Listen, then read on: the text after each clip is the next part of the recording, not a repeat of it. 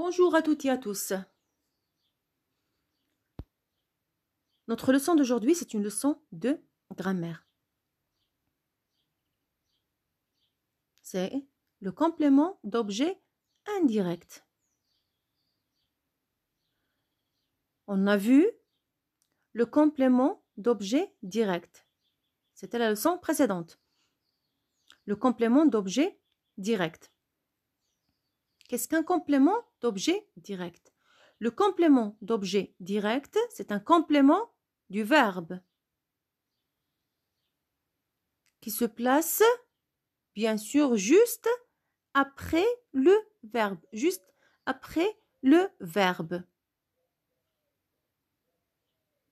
Il se place juste après le verbe et il le complète. Pour trouver le COD, le complément d'objet direct, dans une phrase, quelle est la question que je dois poser? Je pose la question qui ou quoi? Qui ou quoi? Notre leçon d'aujourd'hui, c'est le complément d'objet indirect. D'après vous, quelle est la différence entre le COD, complément d'objet direct, et le complément d'objet indirect? C'est ce qu'on va voir. Alors, l'objectif de cette leçon, c'est de reconnaître le complément d'objet indirect. C'est de reconnaître le complément d'objet indirect. Bien sûr, pour bien comprendre cette leçon, il faut d'abord revoir le verbe dans la phrase et le sujet du verbe. Jamal ressemble à son père. Jamal ressemble à son père. Qui peut me dire où est le verbe ici?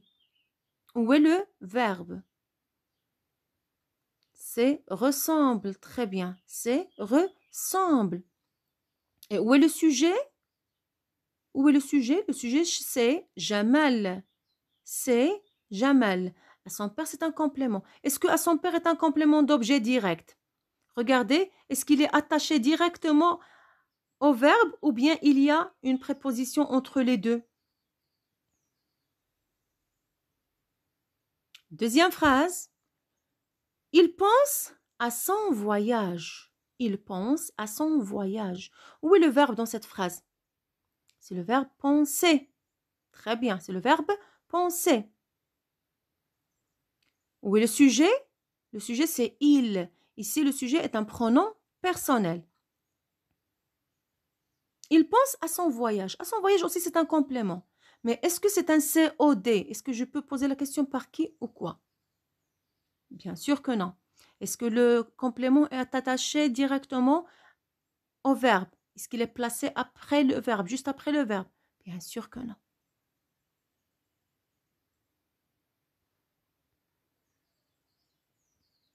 Alors, maintenant, je lis les phrases suivantes.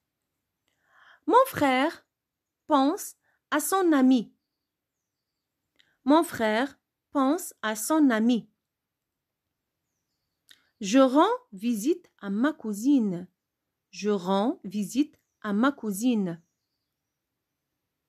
Dora parle de son singe. La dernière fois, on a vu Dora aime son singe. Maintenant, Dora parle de son singe.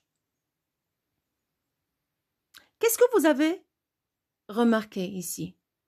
Est-ce que le complément ici est attaché directement au verbe? Est-ce qu'il est placé juste après le verbe? Ou bien il y a une préposition entre le verbe et le complément?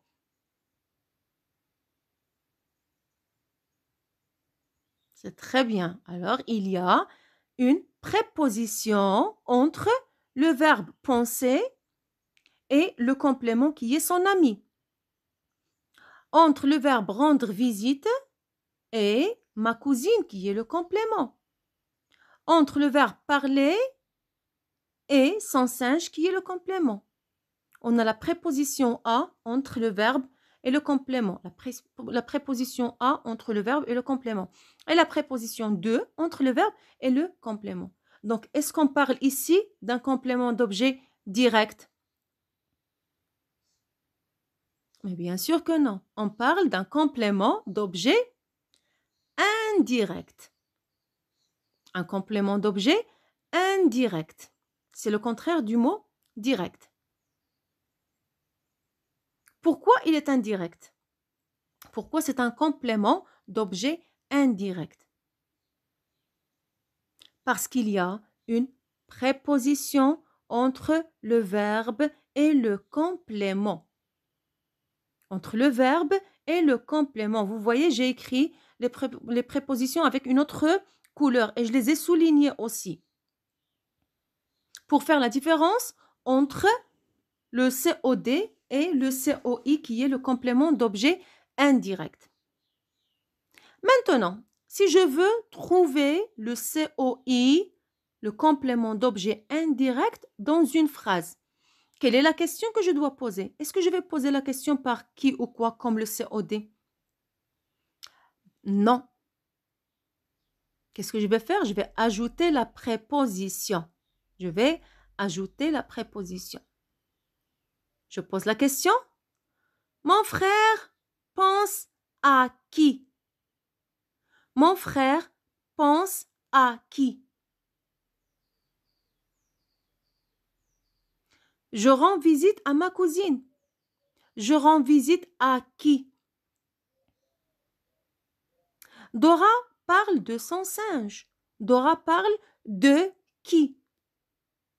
Alors, pour trouver le COI dans une phrase, on pose les questions suivantes.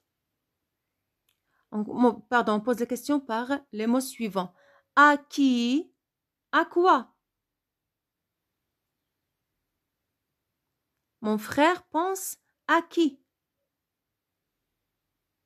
Ou bien de qui ou de quoi? Vous voyez?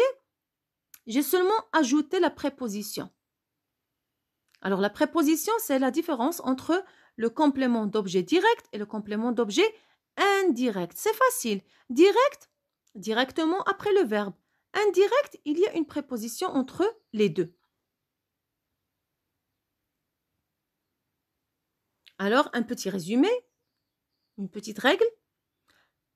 Le verbe a souvent des compléments qui précisent son sens. Si je dis Dora, par exemple, si je dis Jamal ressemble, est-ce que cette phrase a un sens? Est-ce que cette phrase a un sens? Ressemble يشبه. Alors, est-ce que cette phrase a un sens? Jamal ressemble. Bien sûr, cette phrase n'a pas de sens. Je dois avoir un complément d'objet qui est obligatoire. C'est un élément obligatoire. Je ne peux pas le supprimer et je ne peux pas le déplacer. Alors, le verbe a souvent des compléments qui précisent son sens, le sens du verbe, bien sûr. Si on ne peut ni les déplacer, ni les supprimer, ce sont bien sûr des compléments d'objet. C'est ce qu'on a vu dans la leçon précédente, le COD. On peut distinguer le complément d'objet direct et le complément d'objet indirect. C'est le COI. Au lieu de dire le complément d'objet direct, on dit le COD. Et au lieu de dire le complément d'objet indirect, on dit le COI. Pour trouver le COI dans une phrase, on pose les questions suivantes. À qui ou à quoi? De qui ou de quoi? Exemple, le père parle à qui? Le père parle à qui? Le père parle à ses enfants. Est-ce que je peux dire le père parle qui? Bien sûr que non. Le père parle à qui? Le père parle à ses enfants. La fille se souvient de quoi? Se souvient, la fille se souvient de quoi? De sa première poupée. De sa première poupée. Vous voyez ici, j'ai écrit les prépositions en bleu et le complément COI, bien sûr, en rouge. Toujours, pour trouver le COI, je pose la question à qui ou à quoi, de qui ou de quoi. Alors, j'espère que vous avez compris cette leçon aussi. Et vous pouvez faire maintenant la différence entre le complément d'objet direct et le complément d'objet indirect. Bien sûr, le sujet, le verbe et le complément d'objet, ce sont les éléments obligatoires d'une phrase. On ne peut pas trouver une phrase sans sujet. On ne peut pas trouver une phrase sans verbe. Et on ne peut pas trouver une phrase qui contient un verbe d'action sans complément d'objet.